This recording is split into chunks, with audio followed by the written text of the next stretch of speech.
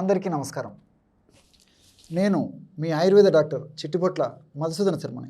మనం ఈ వీడియోలో రోజు మనం ఆహార పదార్థాల వంటకాల తయారీలో వాడుకునేందుకు చింతపండు మంచిదా లేదా నిమ్మరసం మంచిదా అనేటువంటి ఆసక్తికరమైనటువంటి అంశాన్ని గురించి తెలుసుకోబోతూ ఉన్నాం. మనం రోజు ఆహార పదార్థాల వంటకాల తయారీలో సర్వసాధారణంగా చాలా కుటుంబాల్లో చింతపులుపు వాడుతూ ఉంటాం. ఈ చింతపులుపు వాడుకోవడం వల్ల చాలా టేస్టీగా ఉంటుందని ఆహార పదార్థాలు, అదేవిధంగా రుచికరంగా ఉంటుంది, తినడం కూడా బాగా సులువుగా ఉంటుంది, మంచి ఆహారాన్ని తీసుకున్నటువంటి సంతృప్తి కలుగుతున్నటువంటి భావన చాలామందిలో కలుగుతూ ఉంటుంది. కానీ ఈ చింతపండు పులుపుతో పాటు ఆ యొక్క చింతపండు పులుపు యొక్క ప్రభావాన్ని తగ్గించేందుకు అందులో నూనెలు, ఉప్పు, కారము, మసాలాలు ఇవి కూడా ఎక్కువగా వేసేటువంటి పరిస్థితి ఉంటూ ఉంటుంది. ఈ చింతపండు పులుపు గురించి మనం ఆలోచించినట్లయితే ఈ చింత పులుపు కడుపులో అనేక రకాలైన వికారాలను కలుగజేస్తూ ఉంటుంది. అంటే ప్రేవులలో చర్ణాన్ని పెంచేదానికి, అదేవిధంగా కడుపులో మంట, త్రేన్పులు రావడము, గ్యాస్ట్రిక్ ఇరిటేషను ఇలాంటి అనేక రకాలైనటువంటి లక్షణాలని ఈ యొక్క చింతపండు రసం కలుగజేస్తూ ఉంటుంది. అంతేకాకుండా మరి ఇవి శరీరానికి హానికారకంగా పరిణమిస్తాయి.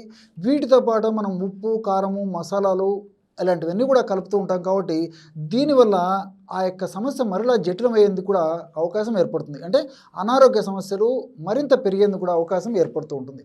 మరి నిమ్మ పులుసు గురించి ఆలోచించినట్లయితే నిమ్మ పులుసు గురించి చాలామందికి వాస్తవాలు తెలియవు. అవాస్తవాలనే వాళ్ళు వాస్తవాలుగా భావించేసేసి ఆ యొక్క నిమ్మ పులుసును సరిగ్గా వాడరు.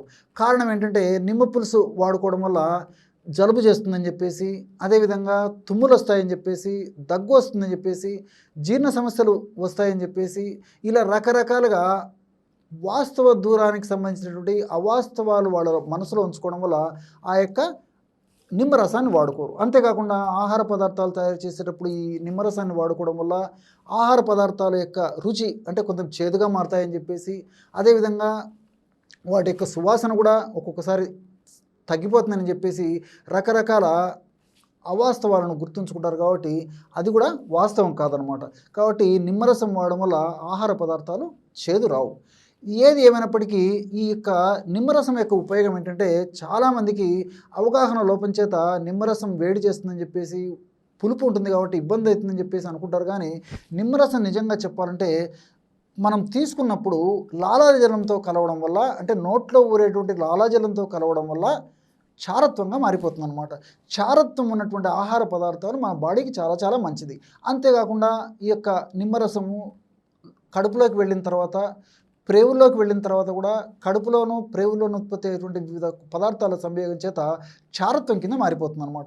ఎప్పుడైతే చారత్వం కింద మారిపోతుందో, చార స్వభావాన్ని సంతరించుకుంటుందో అప్పుడు సదా మన ఆరోగ్యాన్ని రక్షించేందుకు ఆ చారగున్నటువంటి పదార్థాలు సదా ఉపయోగపడుతూ ఉంటాయన్నమాట. కాబట్టి నిమ్మరసము చాలా చాలా మంచిది. కాబట్టి ఆహార పదార్థాలు తయారు చేసుకునేటప్పుడు, వంటకాలు తయారు చేసుకునేటప్పుడు ఆ యొక్క పదార్థాలు వండేటప్పుడు వాటితో పాటు అంటే నిమ్మరసంతో పాటు అందులో 1/2 టీ స్పూన్ నుంచి 2 టీ స్పూన్ల వరకు కూడా తేనె కలిపేసి వండితే సరిపోతుంది అనమాట. ఆ విధంగా చేయడం వల్ల ఆ ఆకుకూరలు, కూరగాయలు ఉన్నటువంటి కలిసినటువంటి ఈ పులుపును తేనె పీల్చేస్తుంది. ఆహార పదార్థాలు కూడా ఆ విధంగా తయారు చేసుకున్నటువంటి చాలా టేస్టీగా ఉంటాయి. తినడానికి కూడా చాలా సౌలభ్యంగా ఉంటుంది. చాలా ఇంట్రెస్ట్ కూడా ఉంటుందన్నమాట. అలాంటి పదార్థాలు తీసుకోవడం వల్ల ఎలాంటి దుష్పరిణామాలు కూడా దానివల్ల ఉండవు. కాబట్టి ఆహార పదార్థాలు తీపి కూడా మారవు. ఎందుకంటే తేనె కలుపుతాం కాబట్టి తీయగా ఉంటాయని చెప్పేసి అనుకుంటారు. కానీ మనం కొద్ది ప్రమాణంలోనే తేనె కలుపుతాం కాబట్టి ఈ యొక్క కూరగాయల్లో, ఆకుకూరల్లో కలిపినటువంటి ఈ యొక్క పులుపును అది పీల్చేసుకుంటాయి ఆ కూరగాయలు, ఆకుకూరలు తేనె ప్రభావం చేత. కాబట్టి ఈ విధంగా తేనె కొద్దిగా కలపడం వల్ల ఎలాంటి ఇబ్బంది కూడా ఉండదు. అంతేకాకుండా రోటీ పచ్చళ్ళు కానీ, ఫ్రైస్ కానీ, ఇతర కూరలు తయారు చేసుకున్నప్పుడు కానీ ఈ యొక్క నిమ్మరసం వాడడం చాలా మంచిది. అదేవిధంగా మనం తీసుకున్నటువంటి ఆహార పదార్థాలు, వండినటువంటి ఆహార పదార్థాలు, అదేవిధంగా మనం ఆ యొక్క ఆహార పదార్థాలను భుజించేటప్పుడు కూడా అందులో నిమ్మరసం కలిపేసి తీసుకోవడం వల్ల కూడా చాలా చక్కటి ప్రయోజనం చేకూరేటువంటి పరిస్థితి ఏర్పడుతుంటుంది. ఇక్కడ మీరు మరొక విషయం కూడా గమనించుకోవాలి. ఇక్కడ చాలా స్వల్ప పద్ధతిలో కొద్ది ప్రమాణం మాత్రమే నిమ్మరసాన్ని ఈ పద్ధతిలో కలపడం వల్ల, అంటే నిమ్మరసం వేడికి గురి కావడం వల్ల అందులో ఉన్నటువంటి ఈ సి విటమిన్ కొద్ది శాతం నశించిపోయేటువంటి పరిస్థితి ఏర్పడుతుంది. లేకపోతే మరీ కొద్దిగా వేడికి గురైనప్పుడు ఉన్నటువంటి సి విటమిన్ నశించిపోతుంది. కానీ మిగతా రకమైన ఎలాంటి పోషక విలువలు కూడా తగ్గిపోవు. కాబట్టి చారుగుణ స్వభావాన్ని సంతరించుకుంటుంది. కాబట్టి మరి ఈ నిమ్మరసమే మన దైనందిన జీవితంలో ఆహార పదార్థాల్లో, వంటకాల తయారీలో, మనం తీసుకునేటువంటి ఆహారంలో నిమ్మరసాన్ని ఉపయోగించుకోవడం మంచిది. మరొకటి ఏంటంటే, నిమ్మరసం మరీ వేడికి గురైనప్పుడే సి విటమిన్ పూర్తి స్థాయిలో తగ్గిపోయేటువంటి పరిస్థితి ఏర్పడుతుంది. కాబట్టి కొద్ది ప్రమాణంలో వేడికి గురైనప్పుడు ఆ సి విటమిన్ కూడా తగ్గదు. అంతేకాకుండా అటువంటి సి విటమిన్ మన దేహానికి ప్రతిరోజు అవసరము.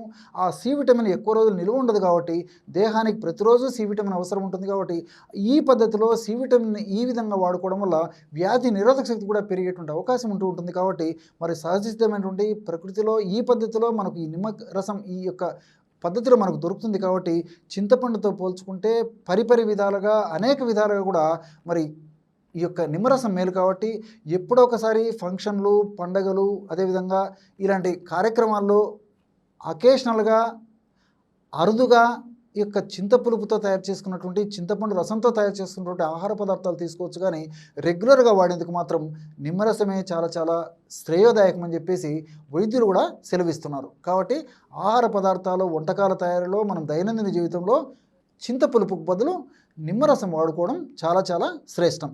మరొక వీడియోలో మరొక అంశంతో మళ్ళీ కలుద్దాం. అంతవరకు నమస్కారం. మీ చిట్టిపొట్ల.